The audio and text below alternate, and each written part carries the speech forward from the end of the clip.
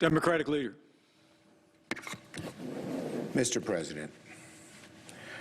President, it is very, very difficult to put into words what has transpired today. I have never lived through or even imagined an experience like the one we have just witnessed in this Capitol. President Franklin Roosevelt set aside December 7, 1941, as a day that will live in infamy. Unfortunately, we can now add January 6, 2021, to that very short list of dates in American history that will live forever in infamy. This temple to democracy was desecrated, its windows smashed, our offices vandalized. The world saw Americans' elected officials hurriedly ushered out because they were in harm's way. The House and Senate floors were places of shelter until the evacuation was ordered, leaving rioters to stalk these hallowed halls. Lawmakers and our staffs, average citizens who love their country, serve it every day, feared for their lives. I understand that one woman was shot and tragically lost her life. We mourn her and feel for her friends and family. These images were projected to the world.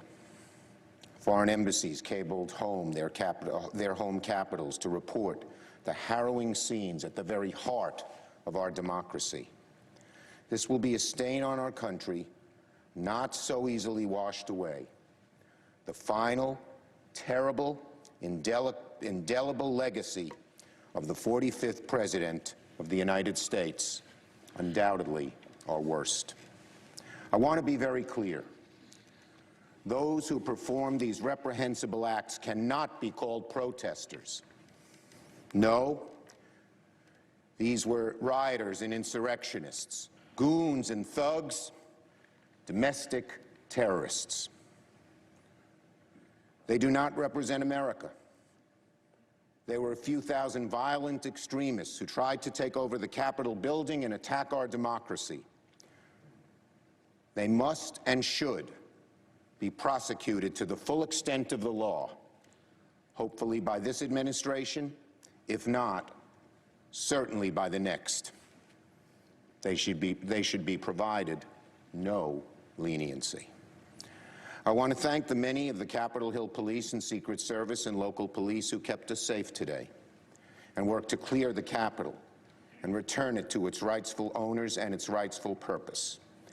I want to thank the leaders, Democrat and Republican, House and Senate.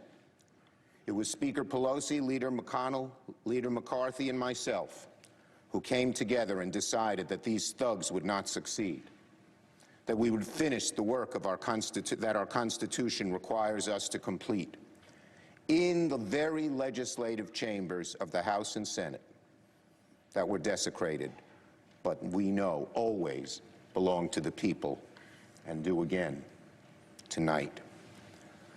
But make no mistake, my friends, today's events did not happen spontaneously. The president who promoted conspiracy theories that motivated these thugs, the president who exhorted them to come to our nation's capital, egged them on. He hardly ever discourages violence and more often encourages it. This president bears a great deal of the blame. This mob was in good part President Trump's doing, incited by his words, his lies. This violence, in good part, his responsibility, his everlasting shame. Today's events certainly would not have happened without him. Now, January 6th will go down as one of the darkest days in recent American history.